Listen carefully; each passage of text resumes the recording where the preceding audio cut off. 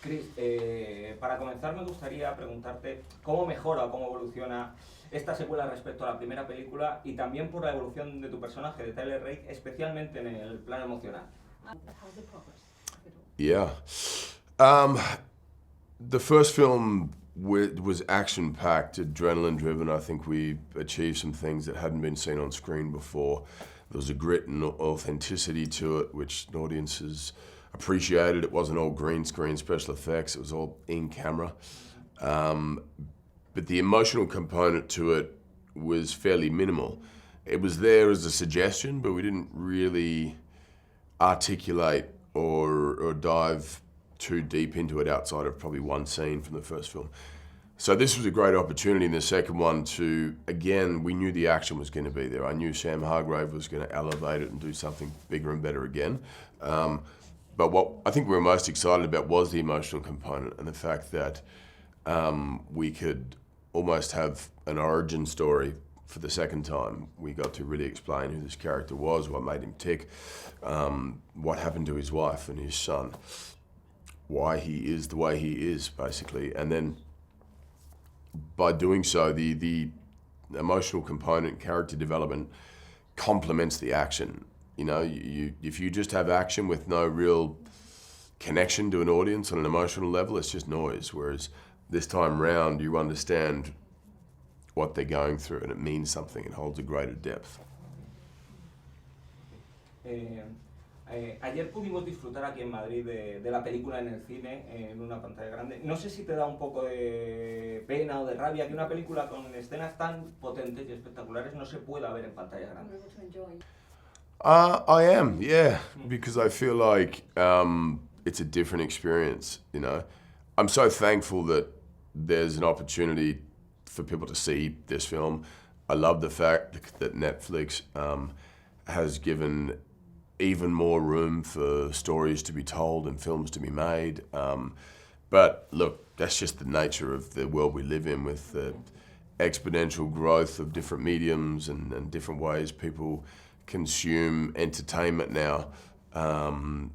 But yeah, look, I think any film, especially action films, visual spectacles, you know, even more effective on the big screen. The sound, and you know, it's why we all, you know, grew up, or a lot of us grew up going to the cinema, and that experience, I don't care how good your home stereo audiovisual system is at home, it doesn't compete to the cinema.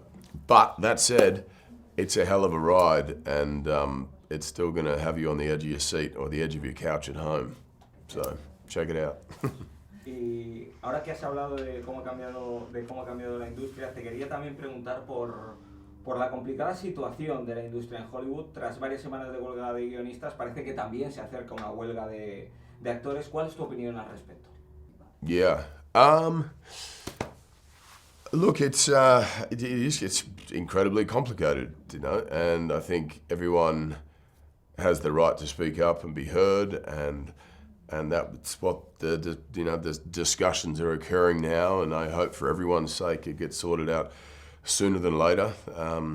You know, for the writers to achieve what they need, but also for the rest of the industry to carry on working. You know, I've got a lot of my friends, you know, grips and crew members, you know, that drive the trucks and the catering and so on, who will be out of a job, you know, when this happens. But you know, there's a necessity to do this, of course.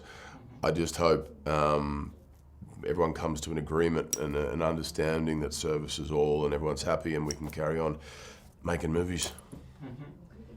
Y ya para terminar, la última, como fan, te quería preguntar por dos proyectos, aparte de Tyler Rake. El primero, el biopic de Hulk Hogan. Soy un gran fan de wrestling. Y también, si mirando al futuro en Marvel, ¿no te gustaría que Marvel le diera una despedida épica a tu personaje, como ha hecho con otros Vengadores originales, como Capitán América o como Viuda Negra? I meant sure. Yeah, I know. I met with Todd Phillips, gosh, probably 6 years ago, talked about the Hulk Hogan project, and I think initially it was a TV show idea, and then we were discussing creatively what it could be, and then I think we both thought, wow, a film version would be really interesting. There there was a script that they're working on. Todd Phillips has been immersed in the world of the Joker and the sequel to that. That's about all the information I have at this point. You know, I'm still really intrigued and really excited. You know, if that opportunity came up, in particular, also to work with Todd Phillips. The guy is a genius, and I love the films that he's making lately.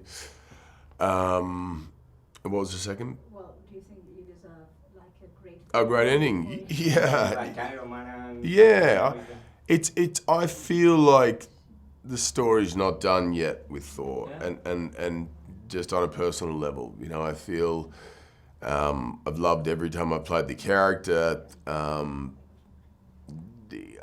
It's sort of beyond me to decide, though. You know, an audience, if they have a passion to see it again, and then there's a great script and a great director, then yeah, I'll be involved. But it has to be very special, because my fear would be to play the character until people are completely exhausted of it, you know, and they roll their eyes when I come on the screen as Thor, and so I want to be mindful of that.